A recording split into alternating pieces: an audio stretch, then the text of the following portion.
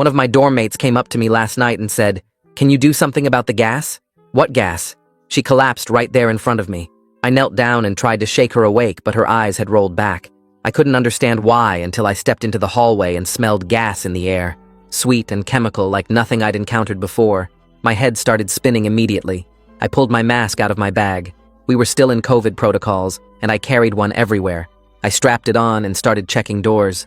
The cloth wouldn't stop gas, but maybe it would buy me time. The first dorm room I opened revealed 3 students on the floor motionless. The second room had 2 more slumped against the wall. Their skin looked gray in the fluorescent light. Everywhere I checked showed the same thing. Bodies in hallways. In the communal bathroom. Some had tried to crawl toward exits but didn't make it. The gas smell got stronger near the stairwell, which made me realize it was coming from below, from the basement mechanical systems. I ran down the stairs, taking them 3 at a time, and burst outside. My hands shook as I dialed 911. I told them everyone in my building had passed out, and the place smelled like gas. The dispatcher didn't sound rushed, just calm and clinical, asking for the address and how many people were inside. "Stay where you are. Emergency services are on the way." A fire truck pulled up within minutes, followed by ambulances and police cars. A firefighter jumped out with his mask already on and asked me what happened. I explained it all as fast as I could while more first responders rushed past us into the building. He tilted his head, looking at me strangely. "That's not normal, son." I asked what he meant, but he didn't answer, just disappeared into the building with 2 others carrying air quality meters and emergency equipment. 20 minutes later, they came back out and immediately started setting up barriers. The whole building was taped off. More trucks arrived, cops in tactical gear, people in hazmat suits. The parking lot transformed into a command center. They pulled me aside and started asking questions. How did I notice the gas first? Why was I the only one standing when everyone else collapsed? Was I armed? Did I have tools? Did I have access to restricted areas? The questions got more pointed as different officers took turns interrogating me. I told them I didn't know why I was okay. I just knew I had my mask on and got out fast, but they didn't look convinced. They kept asking about my schedule, my relationship with other students, whether I had problems with anyone in the building, if I'd been in the basement recently. Later that night, one of the detectives brought me to a police van with monitors inside. He showed me security footage from the basement time-stamped from early that morning. At first, it looked empty, just pipes and shadows and the usual mechanical equipment, then movement in the corner. Someone in a clown mask approaching the HVAC system. The figure moved with purpose. No hesitation. They went straight to specific valves and started turning them, opening things that should stay closed, connecting hoses that didn't belong. The detective froze the frame, showing the mask clearly. White face, red nose, grotesque smile. "This wasn't an accident," he said. "It was deliberate." I asked if they knew who it was, or why someone would do this. He didn't answer, just rewound the footage and pressed play again. This time, he zoomed in on a different angle. The clown figure turned toward the camera for half a second while adjusting something on their belt. A ring of keys was visible. The detective's eyes flicked back to me. "Funny thing is," he said, "they didn't break in. Whoever this is, they had a key." The weight of that statement hung between us. I worked maintenance for the university. My job gave me access to every building on campus, including master keys for emergencies. The interrogation suddenly felt less like witness questioning and more like suspect evaluation. He pulled up another screen showing keycard access logs. My name appeared multiple times over the past month, all legitimate entries for scheduled maintenance, but suspicious in this new context. The detective asked me to account for each visit, asked if anyone could verify my whereabouts this morning. I explained that several people had master keys, but the list was short and they'd be checking everyone. The detective made notes without commenting. His partner arrived with evidence bags containing the gas canisters they'd found in the basement. Industrial grade, not something you'd buy at a hardware store. They kept me there for 3 more hours, going over the footage, comparing body types, asking about my knowledge of HVAC systems. By the end, they had enough circumstantial evidence to be suspicious, but nothing concrete. The detective finally let me leave, but made it clear I shouldn't go far. As I walked to my car, he called out one more thing. 37 students are in the hospital, 4 in critical condition. If any of them don't make it, this becomes attempted murder. I got in my car and my hands shook, so bad I could barely get the key in the ignition. The steering wheel felt slippery under my palms as I pulled out of the station parking lot. My phone buzzed 3 times on the passenger seat while I drove, but I didn't look at it until I got home. 2 calls from work and 2 from numbers I didn't recognize. I grabbed the phone and checked voicemail while walking to my apartment door. My supervisor's voice came through shaky and weird, like someone was standing next to her telling her what to say. She said, "Don't come in tomorrow and check my email right away." I fumbled with my keys at the door and finally got inside. My laptop was on the kitchen table, and I flipped it open while the voicemail kept playing. The email from HR was already waiting in my inbox marked urgent with a red flag. Administrative leave effective immediately pending investigation conclusion.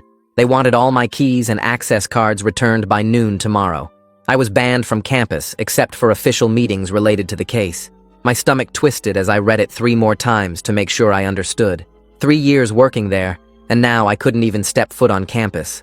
I scrolled to Tucker's number and called, but it went straight to voicemail without even ringing. I tried 2 more times with the same result. The other maintenance guys weren't answering either. Everyone I'd worked with for years suddenly wouldn't pick up their phones. I made some instant noodles but couldn't eat them. The TV was on, but I wasn't watching it. I kept seeing that clown mask from the security footage turning toward the camera, the way they moved through that basement like they'd been there 100 times before. They knew exactly which valves to turn and where the gas hookups were. My eyes wouldn't stay closed when I tried to sleep. Every time I shut them, I saw those students collapsed in the hallway. I got up and paced around my apartment until my legs hurt. At 3 in the morning, my phone lit up with a text from Tucker. HR told them not to contact me, but he wanted me to know he didn't think I did it. The message disappeared from my screen 30 seconds later, but I'd already taken a screenshot. At least one person didn't think I was a monster. I finally passed out around 4 and woke up at 7 to my alarm. I had to be on campus by noon to turn in my stuff. The drive there felt like heading to my own execution. Security was waiting for me at the main gate and followed me to the facilities building. Students stopped and stared as we walked past. Someone pulled out their phone and took a picture. A group near the fountain started whispering and pointing. The security guard stayed right behind me the whole time like I might run or do something crazy. My supervisor was in the office when we got there, but she wouldn't look at me. She held out a box for my keys and access cards while staring at the wall behind me. Her hands shook as she took each item and checked it off a list. "Just cooperate and this will blow over," she whispered. But her voice cracked, and I could tell she didn't believe it. The security guard walked me back out through the main quad where more students had gathered. A white news van was setting up in the visitor parking lot.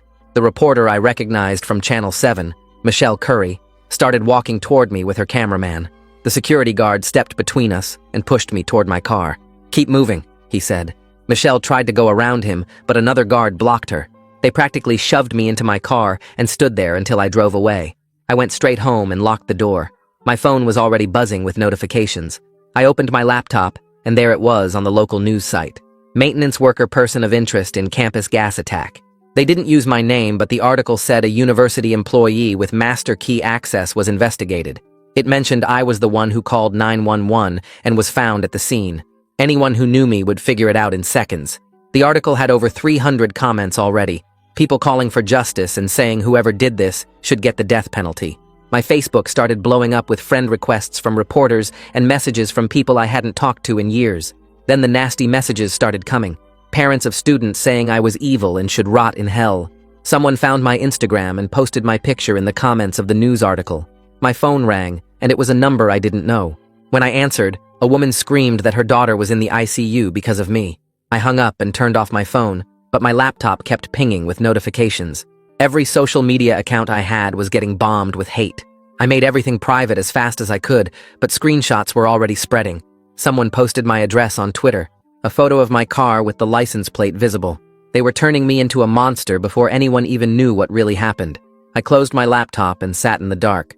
This morning I was just a maintenance worker, and now the whole city thought I tried to kill 37 students. My laptop kept buzzing with more notifications, even after I made everything private. The screenshots were already out there, spreading like wildfire across Twitter and Reddit. My hands were shaking as I scrolled through the messages that came in before I locked everything down. One mother said her daughter was on a ventilator, and she hoped I'd burn in hell. Another parent sent photos of their son hooked up to machines and called me a monster who should rot in prison. The messages kept coming through Facebook, even though I'd changed all my settings. Parents found ways to message me through old group pages and mutual friends. Each one was worse than the last, with people describing what they wanted to do to me. I had to turn off my laptop completely to make it stop. My phone started ringing and I almost didn't answer, but then I saw it was from the hospital. A woman named Gabriela Romero said she was calling from the ICU about my friend from the dorm. She said he'd just woken up and was asking what happened to everyone. She couldn't give me medical details because of privacy rules, but wanted me to know he was stable now. That meant one less potential murder charge if the worst happened with the others. I thanked her and hung up, feeling a tiny bit of relief for the first time all day. At least he was going to be okay, even if my life was falling apart. I spent the rest of the evening going through my calendar on my phone, trying to figure out where I was that morning. The attack happened around 6 a.m., according to the news, and I was home asleep like always.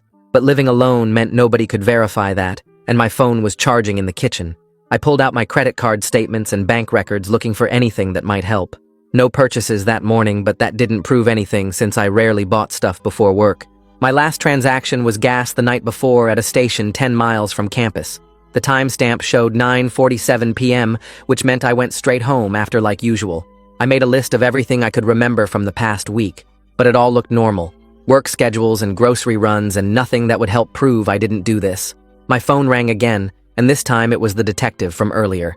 His voice was calm, but serious, as he said they needed me to come in tomorrow for more questions. He suggested I might want to bring a lawyer, which made my stomach drop hard. Innocent people shouldn't need lawyers, but here he was, basically telling me to get one. I asked if I was under arrest, and he said not yet, but things were developing quickly. He gave me a time to be at the station and hung up without saying goodbye. I sat there staring at my phone, knowing this was getting worse by the hour. The only lawyer I knew was Christopher Flynn, who worked as the union rep for maintenance staff.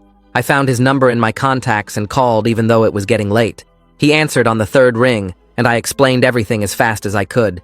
He said this was serious and told me not to talk to anyone without him there. We agreed to meet an hour before the police interview so he could prep me. He kept saying to stay calm, but his voice sounded worried, which didn't help at all. After we hung up, I tried to eat something but couldn't get food down. I kept thinking about those security videos and how someone was setting me up. Around 10 that night, I noticed headlights outside my apartment window. A dark sedan was parked across the street with someone sitting inside. The car hadn't been there when I got home, and nobody on my street drove anything that nice. I turned off my lights and watched through the blinds as the person adjusted their mirror. They were definitely watching my building, and probably watching me specifically. The surveillance made everything feel more real and more scary than before. I barely slept that night knowing someone was outside keeping tabs on me. Every time I looked out the window, the car was still there with the shadow inside. Christopher met me at a coffee shop the next morning looking serious in his suit. He pulled out a legal pad and started explaining my rights while I drank black coffee. He said circumstantial evidence could be enough for an arrest, even without direct proof. The key was finding evidence that pointed away from me toward the real person. He went through a list of questions they might ask and how I should answer them. Short responses without extra details that could be twisted around later. He reminded me I could refuse to answer anything and ask for breaks whenever needed. The whole conversation made me feel like a criminal, even though I hadn't done anything wrong. We drove separately to the police station and walked in together at exactly the time they specified. The detective was waiting in the same interview room as before with a thick folder. He nodded at Christopher and started pulling out papers without any small talk. The first thing he showed me was a work order dated last week for HVAC maintenance. My employee ID number was right there at the bottom like I'd filed it myself. But I knew I never submitted any work order for that building's basement systems. Christopher grabbed my arm before I could say anything and asked for a copy to review. The detective looked annoyed, but slid a photocopy across the table to us. I noticed right away that the timestamp showed 2:15 p.m. last Tuesday afternoon. I was across campus at the science building doing filter replacements that whole day. I pointed at the timestamp and told the detective I was at another location then. He made a note, but didn't look convinced, and pulled out more papers from his folder. He started asking about my relationships with students in that dorm and whether I'd had any complaints. I told him I barely knew any students personally and just fixed things when work orders came in. The detective's phone buzzed, and he glanced at it before sliding another paper across the table. This one showed more work orders with my ID number that I knew I never filed. Christopher grabbed my arm harder this time, and I could feel him warning me to stay quiet. The detective kept pulling out papers and asking about each one while his partner typed notes on a laptop. My throat felt dry, and I kept drinking water from the paper cup they gave me. After 2 more hours of the same questions over and over, Christopher finally stood up. "We need a break." The detective nodded and left the room with his partner. Christopher pulled me to the corner and spoke quietly. "Someone's definitely trying to frame you, and we need to figure out who has access to that work order system." I nodded, but my brain felt foggy from all the questions. When the detective came back, he had a different folder, and his expression looked less hostile. We've identified the industrial gas supplier. He showed me an invoice number from a chemical company downtown. The purchase was made 2 weeks ago with cash, but the buyer had to show ID, which they were tracking down. He pointed to the signature line, which was just a scribble. The amount was over $3,000 for specialized canisters that only certain industries used. His partner came in carrying a tablet and whispered something to him. The detective nodded and turned the tablet toward me. Found something interesting in the basement footage we wanted to ask about. He played a clip showing the person in the clown mask walking, and there was a slight limp in their right leg. Notice anything about their walk? His partner stood up and asked me to walk across the room. I got up and walked normally from one wall to the other and back again. They watched carefully and made notes. No limp, the partner said. Christopher gathered our things and said we were done for today, unless they were charging me. The detective didn't argue, and we left the interview room.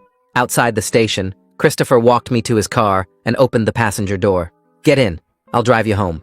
During the drive, he kept checking his mirrors like he was watching for someone following us. We need to start our own investigation because the police are too focused on you right now. He turned onto my street and pulled up to my apartment building. Make a list of everyone with master key access and knowledge of the HVAC system. I went inside and opened my laptop right away. The spreadsheet took shape quickly with names and departments and schedules. I knew most of the maintenance staff personally after 3 years on the job. Column by column, I added their specialties and certifications and which buildings they covered. Only 5 of us had both master keys and HVAC training, which narrowed things down. Me, Tucker, our supervisor, and 2 senior guys who'd been there over 10 years. My phone buzzed with a text from an unknown number. It was Tucker using a burner phone saying he couldn't talk openly. Our supervisor had been acting strange all week, staying late and going through personnel files. He thought she was looking for someone to blame to protect the department from lawsuits. Another text came through saying she'd been shredding documents yesterday after everyone left. I saved the screenshots and kept working on my spreadsheet, adding more details. That evening around 7, my phone rang showing Gabriella's number from the hospital. Your friend is getting better and starting to remember things from that morning. She said he kept mentioning hearing keys jingling right before he collapsed. The sound stuck in his memory because it was so loud and distinct in the quiet hallway. That matched what I suspected about the perpetrator having building access.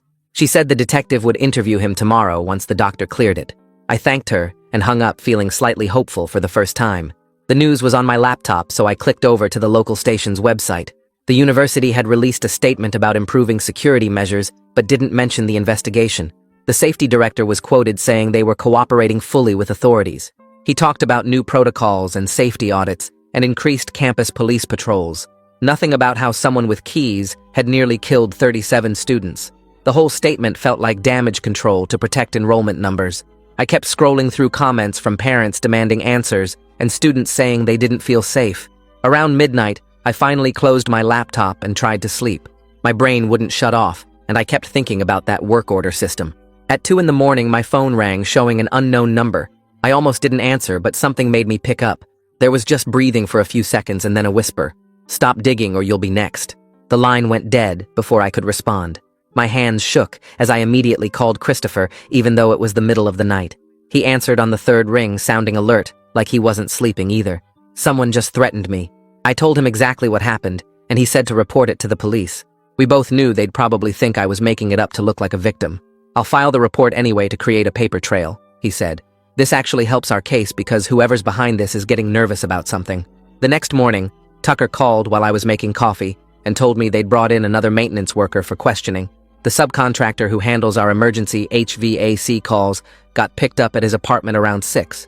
Tucker saw him at the loading dock that morning before everything happened, carrying this huge duffel bag that looked heavy. I typed all this into an email for the detective, including the exact time Tucker saw him and what the bag looked like. The detective wrote back within 10 minutes saying they knew about the subcontractor and were checking all leads. His message seemed less angry than before, like maybe he was starting to think I wasn't the only possibility. My phone rang, and Christopher's name showed on the screen. He'd been digging through the work order system all night and found something weird. Multiple entries had been backdated recently, not just the fake one with my name on it. Someone with supervisor access had been changing records going back 3 months, which looked like they were covering something up. While he talked, I remembered our safety director fighting hard against the security upgrades we'd proposed last year. He kept saying they cost too much and weren't necessary, even though we'd had break-ins before.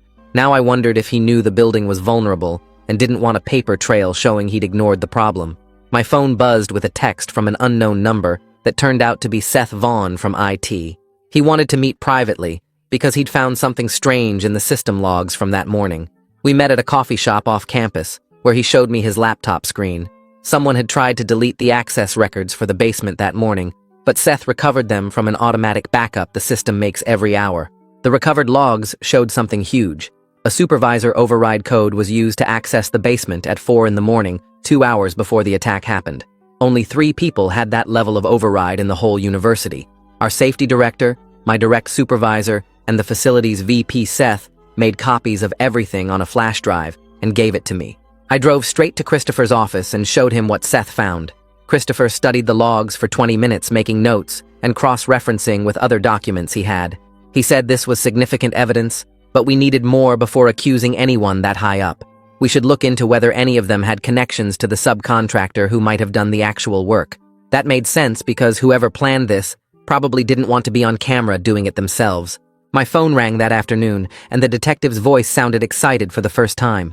The gas supplier had identified who bought the canisters using a credit card. The ID was fake, using someone's stolen identity from another state, but they had security footage from the purchase. Their tech guys were cleaning up the video to get a clear face shot. While I processed that news, my phone buzzed with another unknown number. Michelle Curry's voice came through asking if I'd give her my side of the story for the news. She'd gotten my number from someone at the university and wanted an exclusive interview. Christopher grabbed the phone from me and told her I couldn't comment during an active investigation. After he hung up, he said the media could destroy me worse than the cops if I said the wrong thing. But I kept thinking about how everyone online had already decided I was guilty. My neighbors looked at me different, and parents were calling the university demanding I be fired. Maybe talking to Michelle would help people see I was framed. Christopher saw me thinking and said if I really wanted to make a statement, we should write it carefully together. No interview, just a written statement Michelle could publish exactly as we wrote it. We spent 2 hours crafting 3 paragraphs that maintained my innocence while expressing sympathy for the victims. I talked about cooperating fully with investigators and trusting the truth would come out. Christopher made sure nothing could be twisted or taken out of context. Michelle agreed to publish it word for word without any editorial changes or commentary. She said it would run on their website that night and in the morning paper. I felt slightly better having my side out there, even though Christopher warned me plenty of people wouldn't believe it. The statement went live at 8 that evening, and within an hour I had dozens of messages. Some were supportive, saying they knew something felt wrong about blaming me so fast. Others were nastier than before, calling me a liar and saying innocent people don't need prepared statements. I turned off my phone and tried to focus on what we'd learned. 3 people had override access, and one of them used it at 4 in the morning. The subcontractor was at the building with a duffel bag around the time of the attack. Someone was systematically changing records to hide something, and whoever threatened me was getting scared enough to take risks. The pieces were starting to connect, but we still didn't know who was behind it all or why they'd risk killing 37 students. Christopher said to keep documenting everything and let him work on finding connections between the subcontractor and the 3 supervisors. Something would break soon, because criminals always make mistakes when they panic. My phone started buzzing with notifications as the statement spread online and people began sharing their reactions. Most comments were still angry, but scattered between them were messages from students saying they remembered me fixing their broken heaters last winter or helping carry furniture during move-in day. One girl wrote that I'd stayed late to fix her roommate's window lock when she felt unsafe and she couldn't believe I'd hurt anyone. Another student posted that the whole thing felt rushed and asked why the cops were so quick to blame maintenance staff instead of looking at all the evidence. The responses gave me a tiny bit of hope, even though plenty of people still called me guilty and said my statement was just damage control. Gabriella called the next morning to tell me my friend had been moved from the ICU to a regular room, and she'd arranged for me to visit him briefly that afternoon if I wanted. I drove to the hospital with my hands shaking on the steering wheel, because seeing him would make everything more real than just hearing updates. The smell of disinfectant hit me as soon as I walked through the sliding doors and followed Gabriella's directions to the 3rd floor. She met me at the nurse's station wearing scrubs with cartoon cats on them and led me down a hallway lined with beeping monitors. My friend looked smaller somehow, lying in that hospital bed with an oxygen tube under his nose and IV lines running into his arm. His eyes opened when I pulled up a chair, and he reached out to squeeze my hand with more strength than I expected. He whispered that he knew I didn't do this and had been telling everyone who'd listen, but most people thought he was confused from the gas. His voice got stronger as he told me something that made my heart race. Right before he collapsed, he'd been walking to the bathroom when he heard a woman's voice in the hallway say, "It's done," in a flat tone, like she was reporting to someone. He said the cops hadn't asked him about this yet, because they'd only talked to him briefly when he first woke up and mostly asked if he remembered seeing me that morning. We both realized he might be the only person who heard the actual attacker, and this could change everything about the investigation. I pulled out my phone right there in his hospital room and called the detective who answered on the second ring sounding tired. I explained what my friend had just told me about hearing a woman's voice, and the detective went quiet for a long moment before saying, this was definitely worth following up. He said they'd send someone to interview my friend officially tomorrow morning and warned me not to coach him on what to say or it would look suspicious. After I left the hospital, my phone buzzed with an encrypted message from Seth containing files he'd pulled from the university system. The records showed someone had used my supervisor's login credentials to alter maintenance schedules and work orders, but her access card showed she wasn't even in the building when the changes were made. Either someone had stolen her login information, or she was lying about where she'd been that morning, which opened up new questions. I forwarded everything to Christopher, who said we should meet with the detective immediately to share what Seth had found. The next morning, Christopher and I sat across from the detective in an interview room while he scrolled through the files on his laptop.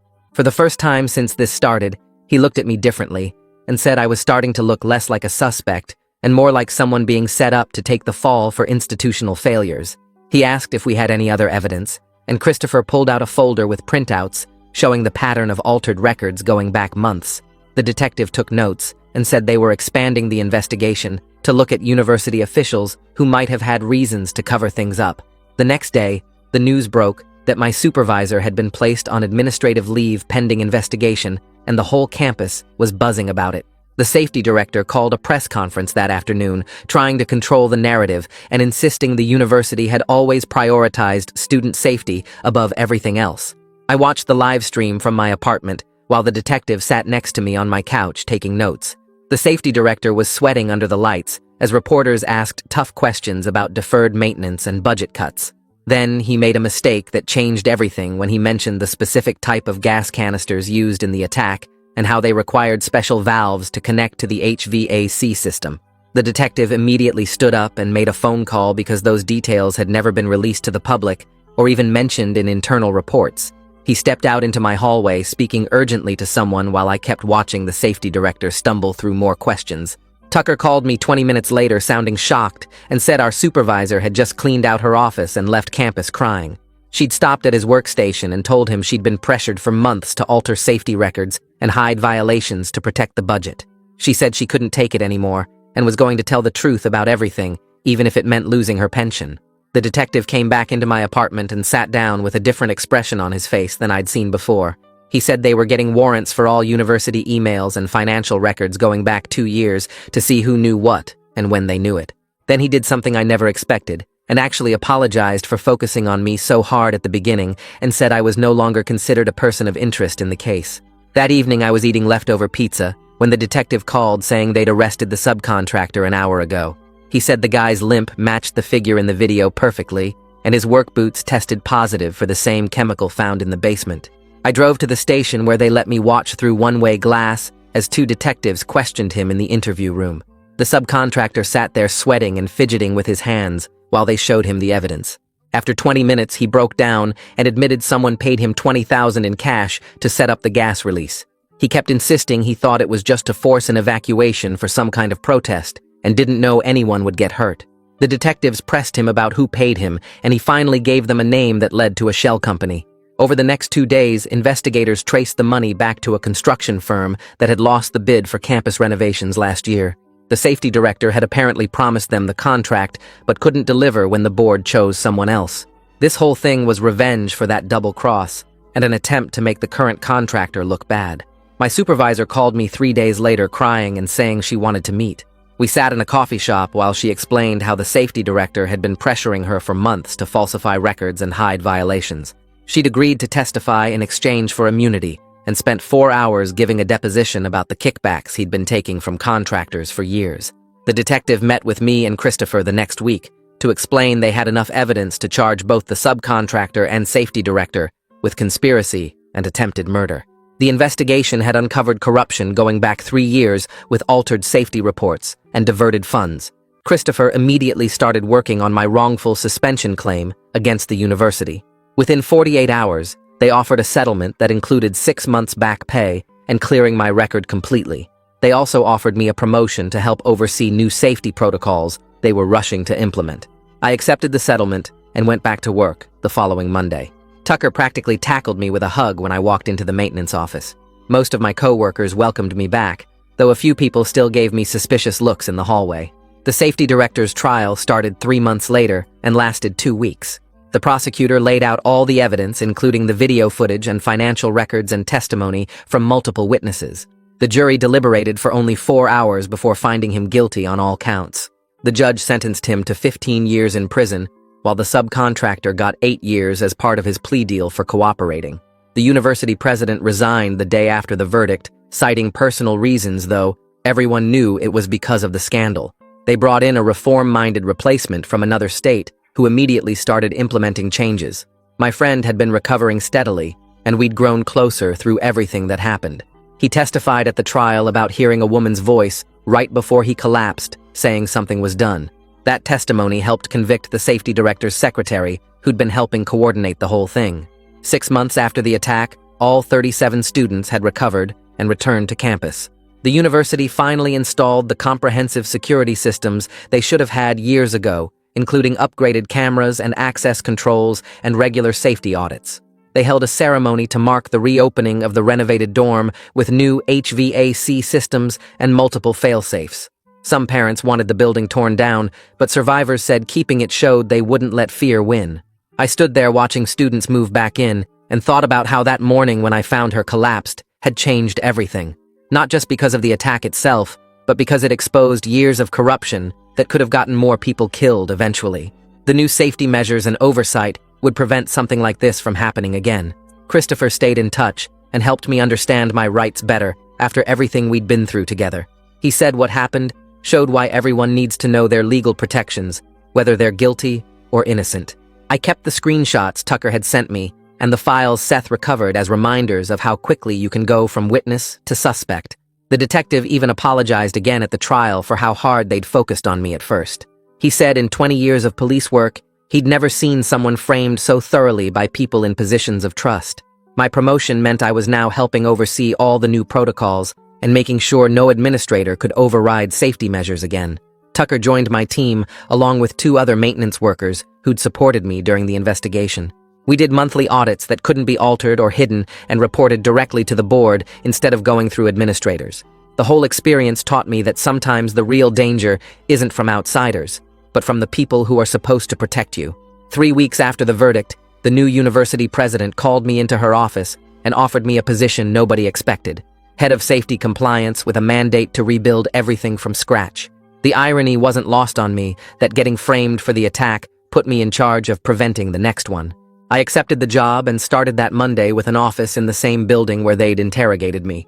Christopher called to congratulate me, and we ended up grabbing coffee every few weeks after that. He kept teaching me about workers' rights and due process and how the system actually works when you're on the wrong side of it. Said everyone should know this stuff before they need it, not after. The construction crews started renovating the dorm that summer, and I watched them install new HVAC systems with triple redundancy and chemical sensors that would trigger automatic shutdowns. Some parents formed a committee demanding the whole building get demolished, but the survivors pushed back hard. They wanted a memorial plaque by the entrance listing everyone who'd been there that morning. The university agreed and had it installed by fall semester. I brought Tucker onto my team, along with 2 other maintenance workers who'd backed me during the investigation. We set up monthly safety audits that went straight to the Board of Trustees. No middle management filters allowed. Every violation got documented and fixed within 30 days, or the responsible administrator faced termination. No more covering things up to save money. The audits found problems everywhere, like expired fire extinguishers and blocked emergency exits and faulty ventilation in the chemistry labs. We fixed them all and kept finding more. Michelle called me the next spring wanting to do a follow-up story for the 1-year anniversary. She came to my office with a camera crew and asked how I went from suspect to safety chief. I told her the attack exposed problems that had been festering for years, and now we were fixing them properly. The story ran on the evening news and got picked up nationally. My friend graduated that May, and they asked him to speak at commencement. He stood at the podium in front of thousands and talked about waking up in the ICU, not knowing if I'd been arrested for putting him there. Said watching me fight the false accusations while he recovered taught him that truth wins if you don't quit fighting for it. His parents found me after the ceremony and hugged me and cried. Other universities started calling, asking about our new safety protocols, and the president started sending me to conferences to present our reforms. Standing in hotel ballrooms, explaining ventilation safeguards and access controls to administrators who took notes like their careers depended on it felt surreal. One conference in Chicago had 800 attendees, and they all wanted copies of our audit templates and emergency response plans. The university that almost destroyed me became the model everyone else copied. I kept thinking about that morning when she collapsed in front of me, asking about gas before her eyes rolled back. Everything that followed, from finding all those students unconscious, to getting interrogated, to watching the real criminals get convicted, to implementing changes that would save lives nobody even knew were at risk. The attack killed nobody, but it could have killed dozens if I hadn't been there, or if the paramedics had been 5 minutes slower, or if the gas concentration had been slightly higher. Instead, it exposed the rot in the system and forced changes that probably prevented future disasters nobody would ever know about. That's the thing about safety work that most people don't understand. Success looks like nothing happening. Thanks for hanging out with me on this one. It's been a ride, and I'm glad we got to share these moments together. I'll catch you in the next one. If you made it to the end, drop a comment. I love reading all your comments.